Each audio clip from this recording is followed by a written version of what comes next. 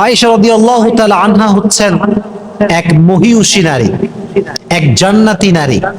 উনি এমন একজন নারী ছিলেন যিনি নবীজির একমাত্র কুমারী স্ত্রী ছিলেন, এবং ওনার আব্বার নাম ছিল আবু বকর রাদিয়াল্লাহু তাআলা আনহু, এবং ওনার মায়ের নাম ছিল উম্মে বুম্মানা। উনি এমন একজন নারী ছিলেন, নবীজি দাগ কেটে বলেছিলেন চারজন নারীর নাম, তার ভিতরে একজন নারীর নাম ছিল আয়েশা রাদিয়াল্লাহু তাআলা আনহা। নবীজি বলেছিলেন আয়েশা হচ্ছে গোটা পৃথিবীর ভিতরে সবচেয়ে উত্তম নারী, এবং সে এমন একজন নারী যে নারীর তুলনা পৃথিবীতে আর কোনো নারী হতে পারে না। সুবহানাল্লাহ পড়েন।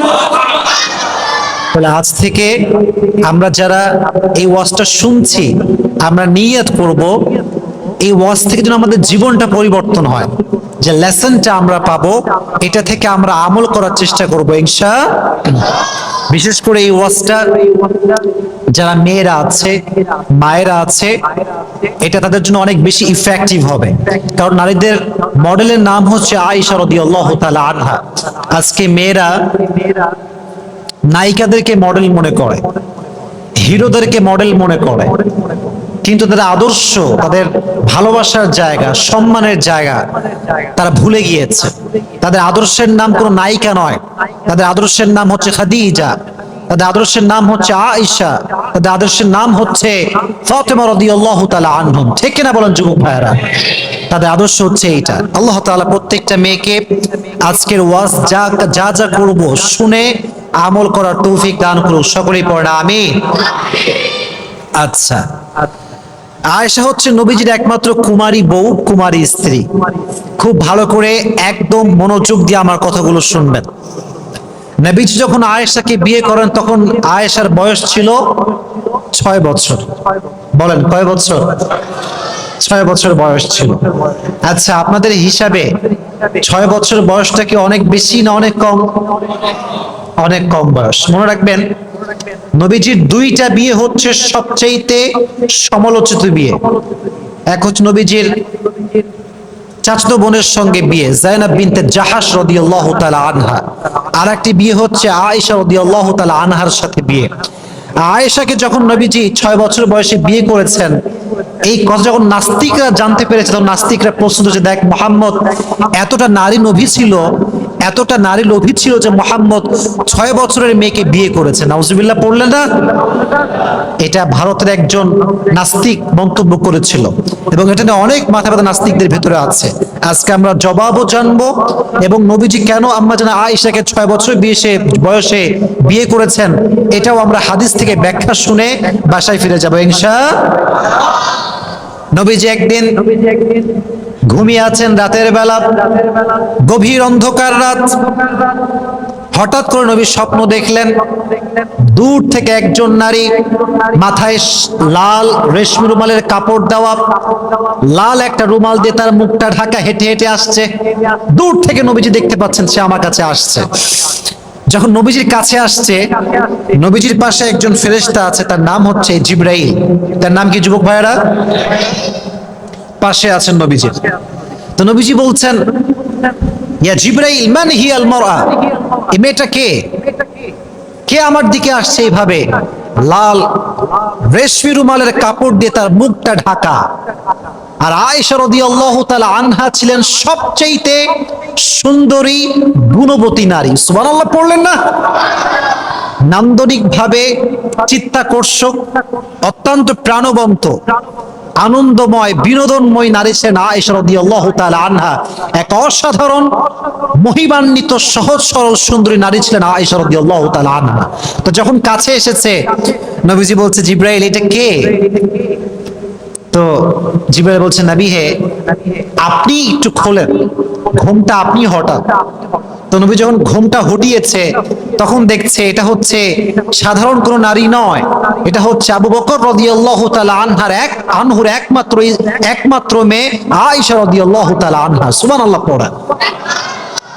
তো নবীজি দেখার পরে অবাক হলেন, এত সুন্দরী মেয়ে, এত সুন্দরী নারী।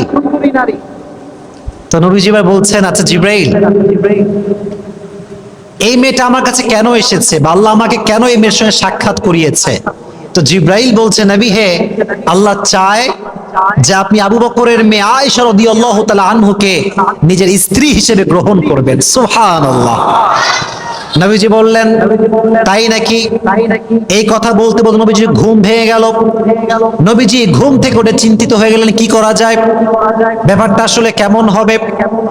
কিন্তু নবীজি ভাবলেন, যেহেতু আদেশ করেছে আল্লাহ তাআলা, এখানে আমার কোনো অভিযোগ করার ওয়ে নাই, আমার কোনো নো বলার কোনো ওয়ে নাই। মনে রাখবেন, আরবে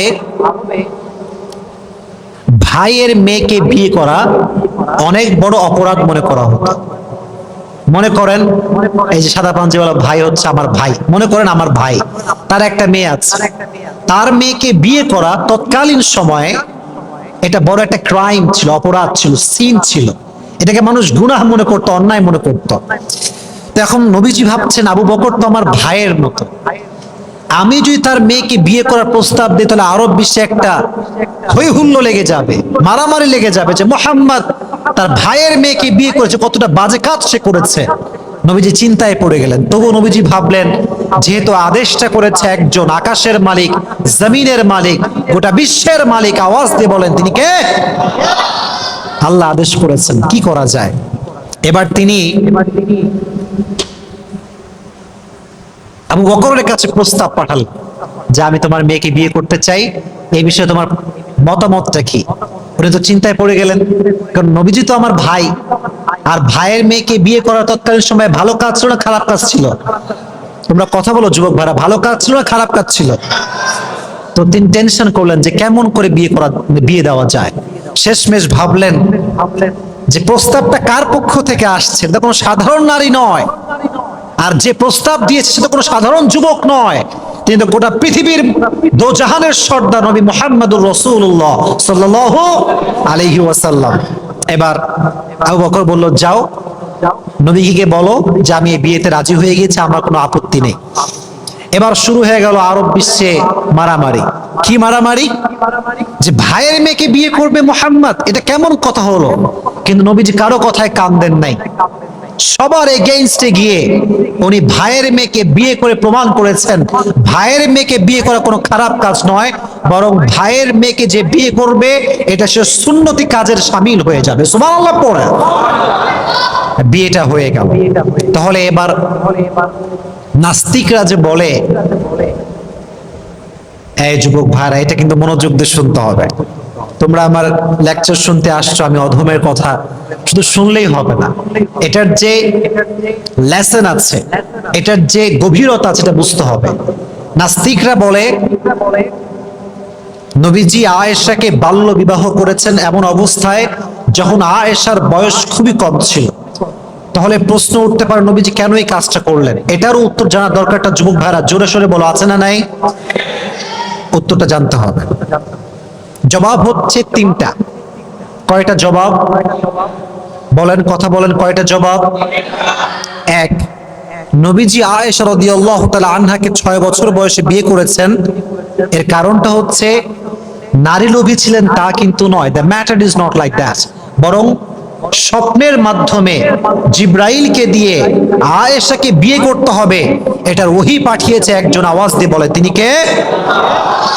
মাশাআল্লাহ, আল্লাহ ওহী পাঠিয়েছেন। এক নাম্বার কারণ, আল্লাহ যেখানে আদেশ করেছেন সেখানে প্রকৃত পক্ষের মুসলমান ঘরের সন্তানের কোনো অভিযোগ কি আর থাকতে পারে? পারে না।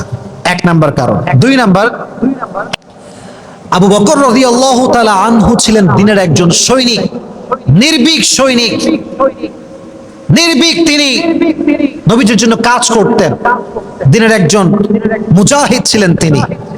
তো প্রিয় ভাই, যখন কারোর সঙ্গে আত্মীয়তার বন্ধন হয়ে যায়, সম্পর্ক কি আগের মতো থাকে না আরো বেশি মজবুত হয়ে যায়?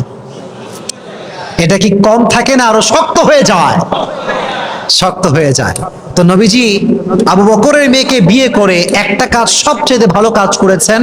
দিনের ক্ষেত্রে যেহেতু একসঙ্গে কাজ করতে হবে, আবু বকর রাদিয়াল্লাহু তাআলা আনহুর মেয়ে আয়েশাকে বিয়ে করে নবী যতটা ক্লোজ ছিলেন, বিয়ে করে তার চাইতে আরো বেশি ক্লোজ হয়ে গিয়েছে, দিনের উপকারিতা আরো বেশি বেড়ে গিয়েছে। সুবহানাল্লাহ পড়ে। দুই নাম্বার কারণ। তিন নাম্বার হচ্ছে আয়েশার বয়স ছিল খুবই কম, রাদিয়াল্লাহু তাআলা আনহা বয়স অত্যন্ত কম ছিল। ফলে দেখবেন, আচ্ছা বলেন তো প্রিয় ভাইয়ারা, বয়স যার কম তার আদর তার ভালোবাসা কম না বেশি? আপনারা কথা বোঝেন নাই। যার বয়স কম, যেমন বাসার ভেতরে আপনার একটা ছোট ভাই আছে, বাসার ভেতরে আপনার ছোট্ট একটা বোন আছে, বলেন তো বাসায় সবচেয়ে আদর মানুষ বড়কে করে না ছোটকে করে? ছোটকে করে। তাহলে আয়েশা রাদিয়াল্লাহু তাআলা আনহা ছিলেন সবচেয়ে ছোট মানুষ, বিধায় অনেক সাহাবা একরাম ইসলাম সম্পর্কে অনেক প্রশ্ন থাকলেও করতে পারতেন না, কারণ সবাই বড়, ভয় পেতেন কেমনে প্রশ্ন করি। তো আয়েশা রাদিয়াল্লাহু তাআলা আনহা সবার সামনে ডিরেক্টলি গোটা ভরা মজলিসে যা প্রশ্ন মন চাইতো করতো, কারণ তিনি আদরের ছিলেন। বিধায় ইসলামের অনেক হুকুম আহকাম সম্পর্কে সাহাবা একরাম আয়েশাকে জিজ্ঞেস করতেন, আয়েশা একটু নবীকে বলো এটা কি হতে পারে। সুবহানাল্লাহ পড়তে পারলেন না? তাহলে আমরা কারণ পেলাম মোট কয়টা? বলেন, জোরে বলেন, কয়টা?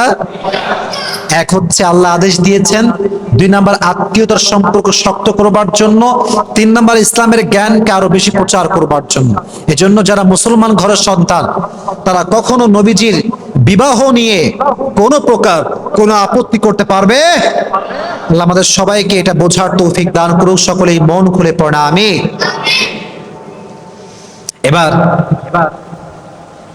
দ্বিতীয় বিষয়, এটা ছিল ফার্স্ট চ্যাপ্টার বলতে, এবং এই চ্যাপ্টারটা অনেক বেশি দামি। আচ্ছা আপনাদের বাড়িতে বউ নাই কার কার হাত তুলি? লজ্জা পাচ্ছে নাকি? বউ নাই সবার? কার কার বউ আছে তারা বাদ দিয়ে যাদের বউ নাই তারা হাত তুলেন। কারোই বউ নাই? আচ্ছা হাত নামান। আল্লাহ যাদের আমাদের বউটো কেউ নাই তাদের সবাইকে দিনদার নেককার বউ দিয়ে দাও। সকলে পড়া আমিন।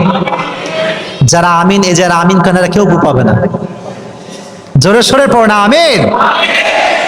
নেককার দিনদার বউ চাইবো একজনের কাছে, তিনি কে? দেখুন পৃথিবীতে অনেক কিছু মানুষ না চাইতে পেয়ে যায়, বাট দুটি জিনিস আল্লাহর কাছে চাইতে হয়, এক নেক স্ত্রী, 2 হচ্ছে নেক সন্তান। রব্বি হাবলি মিনাস সলিহিন। আল্লাহর কাছে চাইবেন যে আল্লাহ তুমি আমাকে ভালো বউ দাও, তুমি আমাকে ভালো স্ত্রী দান করো, তুমি আমাকে নেক সন্তান দান করো। এই দোয়াটা করলে কবুল করবে একজন। আওয়াজ দিয়ে বলে তিনি কে? না কপালে কি জুটবে আল্লাহই ভালো জানে। সকলে তাহাজ্জুদের নামাজে দোয়া করবেন তো ইনশাআল্লাহ। আচ্ছা দেখেন নবীজি আয়েশাকে কত বেশি ভালোবাসতেন, এটা হাদিস থেকে জানার দরকারটা যুবক ভাইরা আছে না নাই? জানতে হবে। আমি কয়েকটা হাদিস আপনাদের সামনে উপস্থাপন করব আজকে। এটা যে কত সুন্দর হাদিস, এই হাদিসগুলো শোনার আগে অগ্রিম সকলেই পড়েন সুবহানাল্লাহ।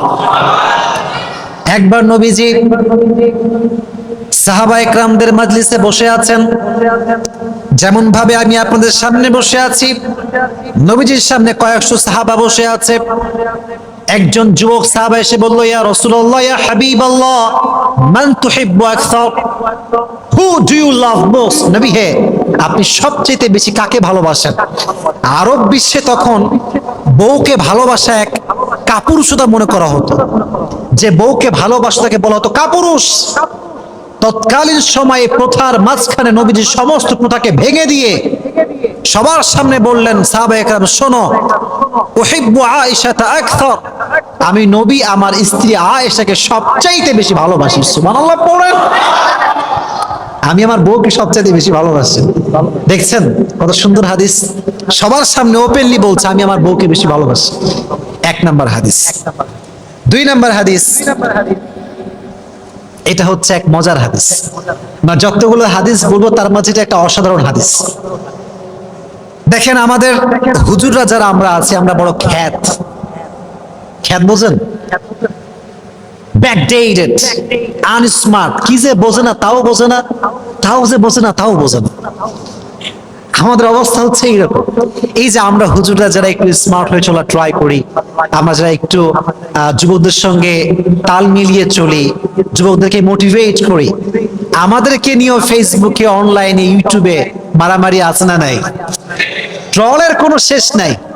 আপনি ইসলামের কাজ করবেন, যুবকরা আপনাকে ভালোবাসবে, আপনার millions of young people follower হবে, আর আপনি ট্রলের শিকার হবেন না। It's quite impossible. এটা হতেই পারে না। বাংলাদেশের সবচাইতে যাকে ট্রল করা হয়েছে সে হচ্ছে মিজানুর রহমান আজহারি, আর এখন সবচেয়ে বড় সেলিব্রিটি বাংলা যার নাম সে হচ্ছে মিজানুর রহমান আজহারি। ঠিক আছে না কথাটা প্রিয় ভাইরা? ট্রল করে কোনো লাভ হয় না। তো দেখেন, যেটা বলছিলাম, স্মার্ট হতে হবে, রোমান্টিক হতে হবে। আজকালকার স্বামীর এত খ্যাত, যদি বউকে কেউ বলে যে আচ্ছা তোর স্বামী কেমন রে, শালা একটা বাটপার, এর মতো বদমাইশ কেউ নাই। মনে রাখবেন একটা কথা, যে পুরুষ তার স্ত্রীর কাছে ভালো সে আল্লাহর কাছে ভালো, যে পুরুষ তার স্ত্রীর কাছে ভালো সে তার নবীজির খাঁটি উম্মত হয়ে যাবে। সুবহানাল্লাহ পড়ে। এবার হাদিসটা শুনুন, নবীজি কতটা রোমান্টিক ছিল, কতটা সুন্দর ব্যবহার তার ছিল। একবার যুদ্ধ করে নবীজি ফিরে আসছিলেন বাসার দিকে, সমস্ত সাহাবা একরাম নবীর সঙ্গে আছেন। তো হঠাৎ করে নবীজি বললেন, এই তোমরা সবাই যাও, সামনে আগাও, আমি আর আয়েশা সবার পেছনে আসবো। যখন সব সাহাবা দূরে চলে গিয়েছে, একদম দূরে, তখন আয়েশাকে বলছে, নবীজি বলছেন, আয়েশা চলো আমরা একটা দৌড় প্রতিযোগিতা করি। ওই যে সামনে একটা পিলার দেখছো না, বিশাল বড় লম্বা পিলার, তুমিও দৌড়াবা আমিও দৌড়াবো, দেখবো যে কে আগে যেতে পারে। সুবহানাল্লাহ পড়েন। নবীজি দৌড়ের প্রতিযোগিতা করছেন, আর আজকে যদি হুজুরের বউ হুজুরে বলে চলো একটু ঘুরে আসি, হ্যাঁ বেয়াদব, ফেতনার যুগ, কিসের ঘোরাঘুরি, বস চুপ করে বাড়ির মধ্যে বসে থাক। এরকম আমরা খ্যাত, আমরা রোমান্টিকনেস বুঝি না। তো নবীজি বলেন চলো দৌড়াই। এবার নবীজি দৌড়াতে শুরু করলেন। আয়েশা রাদিয়াল্লাহু তাআলা আনহা নবীজির সঙ্গে দৌড়াতে শুরু করলেন, দুজন দৌড়াচ্ছে। কিন্তু আয়েশা রাদিয়াল্লাহু তাআলা আনহা একটু স্লিম ছিলেন, পাতলা, আর নবীজি একটু বেশি, আয়েশার থেকে একটু বডি বেশি ছিল। মনে রাখবেন, যখন মানুষ দৌড়ায় যে চিকন বেশি সে আগে যায়, আর যে একটু মোটা সে পেছনে থাকে। তো হাদিসে এসেছে আয়েশা রাদিয়াল্লাহু তাআলা আনহা নবীজির চাইতে আরো সামনে এগিয়ে গেলেন। নবীজি আসার আগেই আয়েশা রাদিয়াল্লাহু তাআলা আনহা ওই খুঁটির কাছে পৌঁছে গেলেন। হাঁপাতে হাঁপাতে বললেন, নবী আপনি আমার সঙ্গে পারলেন না, আজকে আমি জিতে গেলাম, আজকে আপনি হেরে গিয়েছেন। সুবহানাল্লাহ পড়ে। রোমান্টিকনেস কাকে বলে? বউকে আদর যত্ন ভালোবাসা কাকে বলে? আবার আরেকটা হাদিসে আসছে, এইটা হওয়ার পরে আরো অনেক দিন পরে নবীজি আবার যুদ্ধ থেকে বাসায় ফিরছেন। এবার আয়েশা রাদিয়াল্লাহু তাআলা আনহা বলছে, নবী চলেন আজকে আবার হয়ে যাক, দেখি কে পারে আজকে। আগের বার কে জিতেছিল? আবার বলেন, আগের বার কে জিতেছিল? তো নবীজি বলছে, আহা আগের বার হারছি, আবার যদি আজকে হারি মান সম্মান থাকবে না। তো নবীজি বলছে ঠিক আছে চলো আজকে আমরা আবার ট্রাই করি, লেটস গো, শুরু করো, চলো যাই। এবার দুইজন দৌড়াতে শুরু করছে, কিন্তু হাদিসে এসেছে এবার আয়েশা রাদিয়াল্লাহু তাআলা আনহা আগের বারের চাইতে এবার একটু স্থূল হয়ে গিয়েছেন, একটু মোটা হয়ে গিয়েছে। তো যখন দৌড়াতে শুরু করেছে, নবীজি আয়েশার চাইতে একটু সামনে এগিয়ে গিয়েছে, আর দৌড়ে গিয়ে ওই খুঁটিকে ছুঁয়ে বলছে, আয়েশা হাদিহি বিতিলকা, আগেরবার তুমি আমারে হারাইছো, আজ আমি তোমারে হারাই দিলাম। সুবহানাল্লাহ পড়ে। বলে এই যে খুনসুটি ভালোবাসা, এটা স্বামী স্ত্রীর মাঝে রাখার দরকারটা যুবক ভাইয়েরা আছে না নাই? এজন্য এই হাদিস থেকে আমি এটাই বলতে চাচ্ছি যে স্বামী যদি স্ত্রীকে ভালোবাসে, স্ত্রী যদি স্বামীকে ভালোবাসে, আরশে আজিম থেকে খুশি হয়ে যায় একজন জবান খুলে বলে তিনি কে? এবারে তাকবীর দেন, লিল্লাহি তাকবীর, লিল্লাহি তাকবীর। তাহলে বোঝা গেল নবীজি আয়েশাকে খুব কম ভালোবাসতেন, খুব কম ভালোবাসতেন। তো তোমাদের যখন বউটো হবে তোমরা খ্যাত হবা না রোমান্টিক হবা? লজ্জা পায়, দেখছেন এখনই লজ্জা পায়। বলেন খ্যাত হবেন না রোমান্টিক হবেন? নবীজি কি আনরোমান্টিক ছিলেন না রোমান্টিক ছিলেন? আল্লাহ আমাদের সবাইকে নবীজির মতো স্বামী হওয়ার তৌফিক দান করুক, সকলেই পড়া আমিন। এবার আরেকটা মজার হাদিস শুনুন। আচ্ছা বলেন তো, আফ্রিকার মানুষ দেখতে অনেক ফর্সা হয় তাই না ভাই? তারা হয় নিগ্রো, অনেক কালো হয়। এটা আল্লাহর সৃষ্টি, এখানে হাসার কোনো কারণ নেই। তারা হচ্ছে নিগ্রো জাতি, অনেক কালো হয়। তো আরবে মাঝে মাঝে ইথিওপিয়ার লোকেরা আসতো, কালো দেখতে তারা, তার বিভিন্ন খেলা দেখাতো, খেলা যেটাকে আমরা বলি সার্কাস। আমরা বলি কি, তৎকালীন সময়ের সার্কাস ছিল তরবারি দিয়ে খেলা। কি দিয়ে খেলা? তরবারি দিয়ে। তো হাদিসে এসেছে একবার তরবারি দিয়ে হাবশিরা খেলছিল, ইথিওপিয়ার লোকেরা খেলছিল। এটা হচ্ছে ঘর, এটা হচ্ছে জানালা। এটা কি ভাই? জানালা। তো মাঠে খেলছে। ইথিওপিয়ার লোকেরা কোথায় খেলছে? মাঠে। তো তরবারি যখন আমরা বাড়ি মারি একটা আরেকটার সঙ্গে, একটা আওয়াজ আছে না নাই? তো আওয়াজ শুনে আয়েশা বলছে, নবী হে, আমি দেখতে চাই, আমার বড্ড মন চাচ্ছে, এটা চলো না, নিয়ে যান আমাকে, চলেন একটু ঘুরে আসি। তো নবীজি কত ভালোবাসা, দেখেন কত সুন্দর হাদিস। নবীজি বলছে ঠিক আছে, যদি তুমি পর্দা উঠায় দাও বা জানালা খুলে দাও, তবে তোমাকে মাঠ থেকে মানুষ দেখতে পারে। আর স্ত্রীকে কেউ দেখবে, এটা কোনো স্বামী কি সহ্য করতে পারে? বাংলাদেশে পারে? বাংলাদেশে সবই সম্ভব।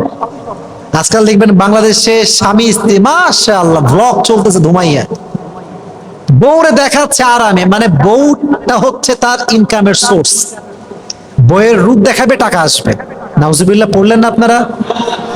তোমাদেরকে সবাইকে বলছে, যুবক ভাইরা শোনো, জীবনে হালাল ভাবে এত টাকা কামাবা, এত টাকা কামাবা যেন স্ত্রীকে দেখিয়ে টাকা পয়সা ইনকাম করতে না হয়। ঠিক না বলো যুবক ভাইয়ারা? এত টাকা কামাতে হবে তোমাকে, খালি বউরে দেখায় দেখায় ব্লগ করে বেড়াচ্ছে। এটা বড় মারাত্মক ফিতনা। এটা আমার বউ, আমি দেখবো, পৃথিবীর কেউ আমার বউকে দেখার অধিকার রাখে? এবার দেখেন আমার দিকে তাকান, হাদিসটা প্র্যাকটিক্যালি বোঝাচ্ছি, প্র্যাকটিক্যালি। এটা হচ্ছে জানালা, এটা হচ্ছে মাঠ। তো নবীজি যেটা করলেন, জানালার কাছে এসে নবীজি দাঁড়ালেন। নবী ছিলেন আয়েশার সাথে একটু লম্বা, আয়েশা নবীর সাথে একটু ছোট ছিল। যখন নবী দাঁড়াইছেন, পায়ের যে গোড়ালি আছে এইটা উঠাই দিয়েছেন, ফলে লম্বা একটু কম হবে না বেশি হবে?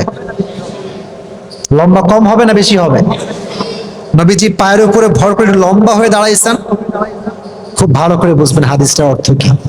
আর আয়েশা রাদিয়াল্লাহু তাআলা আনহা ঠিক নবীজির ঘাড়ের পেছনে মাথা দিয়েছেন, পুরো বডি নবীজির সামনে, শুধুমাত্র পিঠের এখান থেকে আয়েশার চোখ দেখা যাচ্ছে।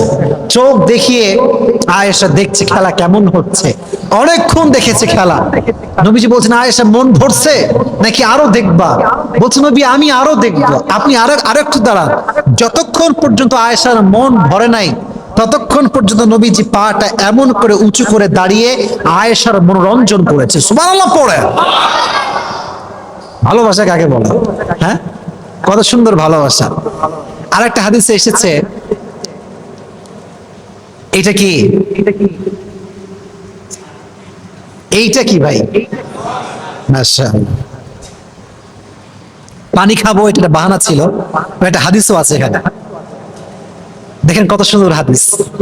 আয়েশা রাদিয়াল্লাহু তাআলা আনহা যে গ্লাসে পানি পান করতেন, মনে করেন নবীজি এখান থেকে পানি পান করেছেন, না আয়েশা এখান থেকে পানি পান করেছেন।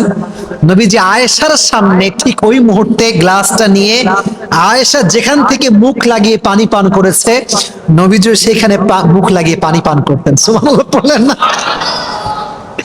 কি সুন্দর ভালোবাসার বহিঃপ্রকাশ। আরেকটা হাদিসে এসেছে, আমি আগে বলেছিলাম যখন বিয়ে হয়েছিল আয়েশার বয়স কি বেশি ছিল না কম ছিল? আরো জোরে, কম না বেশি? দেখবেন যাদের বয়স কম, ম্যাচুরিটি কম, বয়স কম, কাজের দক্ষতা কম। কথা ঠিক আছে না প্রিয় ভাইরা? দক্ষতা কম। তো যখন প্রথম বিয়ে করে আসছেন বাসায়, রান্না করতে পারে না, ভাত রান্না করতে পারে না, রুটি বানাইতে পারে না। তো নবীজি এতটা ভালোবাসতেন, শুরুর দিকে নবীজি নিজেই আটা, নবীজি ঠিকঠাক করে আটা ছেনতেন, এবং নবীজি নিজেই আয়েশাকে রুটি কেমন করে বানাতে হয় হাতে হাতে শিখাই দিতেন। সুবহানাল্লাহ পড়ে। এই জন্য যুবক ভাইয়েরা যারা এসেছে, আমরা এই হাদিসগুলো থেকে আমরা যেটা বুঝতে পারলাম সেটা হচ্ছে এই, আজ থেকে আমরা বউয়ের সঙ্গে খাসটা মাসটা করবো, কোনো ভালোবাসা হবেই না। এটা শিখলেন নাকি আপনারা? ভালোবাসবেন তো ইনশাআল্লাহ? অনেকে ইনশাআল্লাহ বলতে লজ্জা পাচ্ছে, বলেন ইনশাআল্লাহ। নবী যেমন আয়েশাকে ভালোবাসতেন, আল্লাহ আমাদের সবাইকে সেভাবে স্ত্রীদেরকে ভালোবাসার তৌফিক দান করুন। সকলে মন খুলে পড়ে আমিন, আরো জোরে সোরে পড়ে আমিন। এবার আসেন এক ঘটনা। আয়েশার জীবন নিয়ে কথা বলতে গেলে একটি ঘটনা আপনাকে জানতে হবে, এটার নাম হচ্ছে ইফকের ঘটনা। এটার নাম কি? ইফক। বলেন কিসের ঘটনা? ইফকের ঘটনা। এটা আমরা একদম শেষের দিকে আছি। বিরক্ত হয়ে গেছেন নাকি আপনারা? তাকবীর দেন, লিল্লাহি তাকবীর, লিল্লাহি তাকবীর। ইফক মানে হচ্ছে অপবাদ দেওয়া, অপবাদ। মাঝে মাঝে মিথ্যা অপবাদ আমাদের নামে আছে না নাই? মাঝে মাঝে নিজের নামে এমন কিছু শুনি যা আমি নিজেই জানি না। বন্ধু বান্ধবরা কয়, কিরে তুই নাকি 3টা প্রেম করিস? কি বেটা, আমি মেয়ে খুঁজে পাচ্ছি না বিয়ে করার জন্য, তুই 3টা প্রেম কই থেকে পাইলি? দেখবেন মাঝে মাঝে আমরা এমন কিছু শুনি যা আমরা নিজেরাই জানি না। তো অপবাদ, এটা হচ্ছে অপবাদের ঘটনা। হাদিসটা ভালো করে শুনবেন। একবার আয়েশা রাদিয়াল্লাহু তাআলা আনহা নবীজির সঙ্গে ফিরে আসছিলেন, ঘুরতে গিয়েছিলেন, ঘোরা থেকে ফিরে আসছিলেন। হঠাৎ করে প্রকৃতির ডাকে সাড়া দেওয়ার জন্য আয়েশা রাদিয়াল্লাহু তাআলা আনহা উট থেকে নামলেন। উট, এখন চলে বাস, এখন আছে কার, এখন আছে বাইক। তৎকালীন সময় ছিল 2টা জিনিস, এক হচ্ছে ঘোড়া আর একটা উট। তো উটের উপরে ছিল একটা হাউদাজ, এটা হচ্ছে আরবি শব্দটা, বাংলা হচ্ছে পালকি। এটা নাম কি? আগের যুগে বিয়ে হতো কিসে চড়ে? পালকিতে চড়ে। তো আয়েশা রাদিয়াল্লাহু তাআলা আনহা পালকিতে ছিলেন, প্রকৃতির ডাকে সাড়া দেওয়ার জন্য পালকি থেকে নেমেছেন। যখন নেমে গিয়েছেন, যখন ফিরে আসবে তখন দেখছেন যে একটা গলায় লকেট ছিল, লকেটটা নাই। তিনি আবার গিয়েছেন লকেট খুঁজবার জন্য। লকেট খুঁজতে খুঁজতে এত দেরি হয়ে গিয়েছে যে পুরো কাফেলা আবার ফিরে চলে গিয়েছে। এখন বলবেন, হুজুর যারা উট টানছিল তারা তো অবশ্যই বুঝবে, কারণ একটা মানুষ উঠলে উঠের যে বোঝা এটা হালকা হয় না ভারী হয়।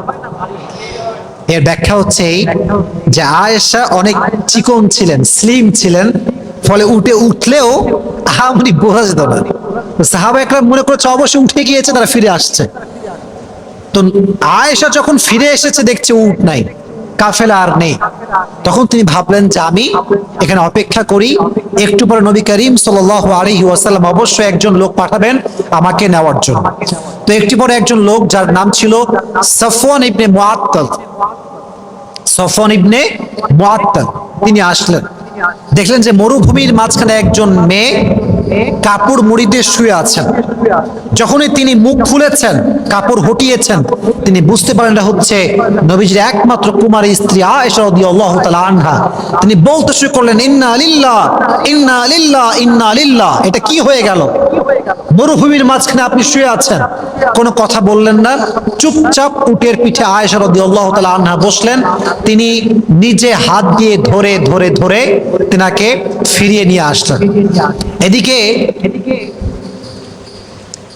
মুনাফিকদের সর্দার আব্দুল্লাহ ইবনে উবাই ইবনে সালুল শুরু করে দিল অপবাদ, গোটা আরবে ছড়িয়ে দিল যে মুহাম্মদের স্ত্রী আয়েশা অমুক ছেলের সাথে, তার নাম হলো সফওয়ান ইবনে মুআত্তাল, জেনা করে বাসায় ফিরে এসেছে। নাউজুবিল্লাহ পড়লেন না? অপবাদ। কত পুত পবিত্র নারীকে অপবাদ দিয়েছেন, চিন্তা করতে পারেন? হাদিসটা আমি জানতাম না, রিসেন্টলি আমি খুব ভালো করে পড়েছি হাদিসটা নিয়ে। তো কি হয় বলবো, হাদিসটা অনেক কষ্টের হাদিস এবং অনেক শিক্ষা আছে হাদিসে। কিন্তু যার ব্যাপারে এত বড় অপবাদ সে জানেই না, তার নাম হচ্ছে আয়েশা রাদিয়াল্লাহু তাআলা আনহা, জানেই না। এই রুমরটা ছড়াতে ছড়াতে পুরো আরবটা গুরুগম্ভীর হয়ে গেল, মারাত্মক একটা অবস্থা তৈরি হয়ে গেল। এমন একটা অবস্থা হয়ে গেল যা আয়েশার আত্মীয় স্বজনরাও এটা বিশ্বাস করতে শুরু করলো। নাউজুবিল্লাহ পড়লেন না? ইস, এই জন্য প্রিয় ভাইরা একটা কথা মনে রাখবেন, রক্তের মানুষকে সবচেয়ে বেশি কষ্ট দেয়। পৃথিবীতে সবচেয়ে মানুষ প্রতারিত হয় রক্তের মানুষের দ্বারা। এজন্য আমি সবসময় বলি, পর মানুষের কষ্ট নিয়ে ভাবার সময় আমার কাছে নাই, কারণ আমার রক্তের মানুষ আমাকে যে পরিমাণ কষ্ট দিয়েছে তার কাছে পর মানুষের কষ্ট কোনো দাম আমার কাছে নাই। ঠিক কিনা যুবক ভাইরা? মানুষ রক্তের মানুষের দ্বারা সবচেয়ে বেশি কষ্ট পায়। তো দেখেন নবীজি এমন একটা অবস্থা তৈরি হয়ে গেল, নবীজি নিজে আয়েশার কাছে আসলেন, আয়েশা তুমি যদি ভুল কিছু করে থাকো তুমি তওবা করে নাও। এইটা শুনে আয়েশার মনটা ভেঙে চূর্ণ বিচূর্ণ হয়ে গেল। আহা, নবীজি আমাকে ভুল বুঝলেন, নবীজি আমাকে তওবা করতে বলছেন, আমি তো ভুলই করিনি, আমি তওবা কিসের জন্য করবো এখান থেকে? আয়েশা অসহায়। নবীজি বসে আছেন, আবু বকর বসে আছে। আব্বাজান একটু বলেন না নবীজিকে, আমি তো এই কাজ করি নাই, আম্মাজান একটু বোঝান না। বলছে আমরা কি বোঝাবো, আমাদের বলার কিছু নাই। তার মানে বোঝা গেল অপবাদ বড় মারাত্মক খারাপ জিনিস। তবে একটা কথা মাথায় রাখবেন, দুটি কথা মাথায় রাখবেন। যে বলেন কয়টা? এটা বড় মারাত্মক কথা। আগে তাকবীর দেন, লিল্লাহি তাকবীর। মাইন্ডসেট ফ্রেশ করে তাকবীর দেন, লিল্লাহি তাকবীর। এক নাম্বার কথা হচ্ছে, কখনো মানুষের কাছে নিজেকে আহামরি ব্যাখ্যা দিবেন না। মনে রাখবেন, যে আপনাকে ভালোবাসে তাকে ব্যাখ্যা দেওয়ার কোনো প্রয়োজন নাই, সে আপনার চোখ দেখলেই ব্যাখ্যা বুঝে যাবে। আর যে আপনাকে ভালোবাসে না তাকে আপনি ইতিহাস এবং রচনা গ্রন্থ লিখে ব্যাখ্যা দিলেও সে আপনাকে বুঝবে না, কারণ সে আপনাকে ভালোবাসে না। কথা ঠিক কিনা বলেন যুবক ভাইয়েরা? এক নাম্বার কথা। দুই নাম্বার কথা, যখন আপনাকে কেউ ছেড়ে চলে যাবে তাকে সুন্দরভাবে সালাম দিয়ে বিদায় দিবেন, আর বলবেন একটা কথা, তুমি যদি আমাকে পছন্দ না করো, তুমি যদি আমার সঙ্গে থাকতে না চাও, আমিও তোমার সঙ্গে থাকতে রাজি নই। এর কারণ, যে থাকতে চায় সে থাকার কারণ খুঁজে বের করে, আর যে যেতে চায় সে যাওয়ার জন্য হাজারটা কারণ খুঁজে বের করে। যে আমি সেদিকে একটা কথা শুনছিলাম, মারাত্মক কথা, जो मेरा नहीं मैं भी उसका नहीं, अगर आप मेरा होना नहीं चाहते तो मैं भी आपका होना नहीं चाहता। কথা ঠিক কিনা বলেন যুবক ভাইরা? থাকতে চাইলে থাকো, না থাকতে চাইলে সালাম আলবিদা। কাউকে ধরে রাখবেন না। মনে রাখবেন, ব্যক্তিত্ববোধ যার আছে সে কখনো হাত ধরে কাউকে ধরে রাখে না, বরং সে বলে যে আমার, সে তো আমারই থাকবে, তাকে বোঝাবার কোনো প্রয়োজন হবে না। যুবক ভাইরা কথা বলেন ঠিক কিনা? তো আয়েশা বুঝে গেলেন যে ব্যাখ্যা করে কোনো লাভ নাই। আল্লাহ যদি আমাকে সঠিক জানে, দুনিয়ার কে কি ভাবলো আই ডোন্ট কেয়ার, দেখার সময় নেই। যেই ভরসা সেই কাজ, যেই ভরসা সেই কাজ। এবার আয়েশার চরিত্রকে পবিত্র করবার জন্য আল্লাহ তাআলা নিজেই কোরআনের আয়াতকে নাজিল করে দিলেন। সুবহানাল্লাহ পড়েন। আল্লাহ বললেন, ইন্নাল্লাযীনা জাউ বিল ইফকি উসবাতুম মিনকুম লা তাহসাবুহু শাররাল লাকুম। আল্লাহ বললেন, মুমিনরা শোনো, তোমাদের ভিতর থেকে একটা দল আয়েশার ব্যাপারে মিথ্যা অপবাদ নিয়ে আসছে। লা তাহসাবুহু শাররাল লাকুম, তোমরা এটাকে সব দিক থেকে খারাপ মনে করে ফেলো না। বাল হুয়া খায়রুল লাকুম, বরং এখানে একটা কল্যাণ আছে। কল্যাণটা কি? মিথ্যা অপবাদ দিয়েছে বিধায় তো আয়েশার ব্যাপারে আয়াত নাজিল করেছে একজন, তিনি কে? অপবাদ না দিলে আয়াত কি নাজিল হতো? কথা বোঝেন না? অপবাদ না দিলে আয়াত কি নাজিল হতো? ইন এ সেন্স এখানে একটা গুড সাইড আছে, পজিটিভ সাইড আছে, যে আল্লাহ নিজেই আয়াত নাজিল করেছেন। আল্লাহ বলছেন, শোনো, উসবাতুম মিনকুম, তোমাদের মাঝে একটা দল মিথ্যা অপবাদ নিয়ে এসেছে। লা তাহসাবুহু শাররাল লাকুম বাল হুয়া খায়রুল লাকুম, এটা সব দিক থেকে খারাপ নয়, এটা কিছু দিক থেকে ভালো আছে। লিকুল্লি ইমরিইম মিনহুম মাকতাসাবা মিনাল ইসম, যার যেই পরিমাণ গুনাহ করা দরকার ছিল সে সেই পরিমাণ করে ফেলেছে। ওয়াল্লাযী তাওয়াল্লা কিবরাহু মিনহুম লাহু আযাবুন আলীম, এবং যেই ব্যক্তি রুমরটাকে ছড়াতে সবচেয়ে বেশি কাজ করেছে তার জন্য কিয়ামতের কঠিন ময়দানে আযাবকে তৈরি করে রেখেছে। একজন আওয়াজ দিয়ে বলেন, তিনি কে? আয়াত নাজিল হওয়ার পরে নবীজি অনেক খুশি হলেন। শেষের দিকে আছি, এটাই আমার শেষের কথা। তো এবার আবু বকর বলছে, আম্মাজান যাও, নবীর কাছে গিয়ে শুকরিয়া আদায় করো যে আয়াত নাজিল হয়েছে। এবার একটা কথা শুনো, আয়েশা বলছে কেন নবীর কাছে কেন শুকরিয়া আদায় করব? আমাকে আমার যে রব পুত পবিত্র করেছেন, আমাকে কলস মুক্ত করেছেন, আমি সেই রবের দরবারে সিজদা আদায় করব। সুবহানাল্লাহ পড়া। এজন্য যখন কি অপবাদ দিবে হতাশ হবেন না, নিরাশ হবেন না, ভরসা করবেন একজনকে, আওয়াজ দিয়ে বলেন তিনি কে? তো আয়েশা রাদিয়াল্লাহু তাআলা আনহা ছিলেন নিষ্কলুষ, তিনি ছিলেন পুত পবিত্রা, তার চরিত্রে কোনো কালেমা লেপন করার সুযোগ নেই। তো তিনি কবে মারা যান? হাদিসে এসেছে তিনি মারা গিয়েছেন আমিরে মুআবিয়া রাদিয়াল্লাহু তাআলা আনহুর শাসন আমলে। হিজরি সন হচ্ছে 58 হিজরি। বলেন কত হিজরি? তিনি মারা যান হচ্ছে 17 রমাজান। কত রমাজান? আরো জোরে কত রমাজান? এটা কিন্তু অনেক গুরুত্বপূর্ণ বিষয়। একজন নারীর জীবন সম্পর্কে বেসিক নলেজ হচ্ছে এইগুলো। কবে জন্মগ্রহণ করেছে, তার চরিত্র কেমন ছিল, আব্বা আম্মা কে ছিল, তার জন্ম কবে, মৃত্যু কবে, এটা জানার দরকারটা আছে না নাই? শাসন আমল হচ্ছে আমিরে মুআবিয়া রাদিয়াল্লাহু তাআলা আনহু। আর 58 হিজরি। কত হিজরি? জোরে বলেন কত হিজরি? যেই দিনে মারা যান দিনটা হচ্ছে রমাজান মাসের 17 রমাজান। কত রমাজান? আর বয়স ছিল 68। কত বয়স? আরো জোরে কত বয়স?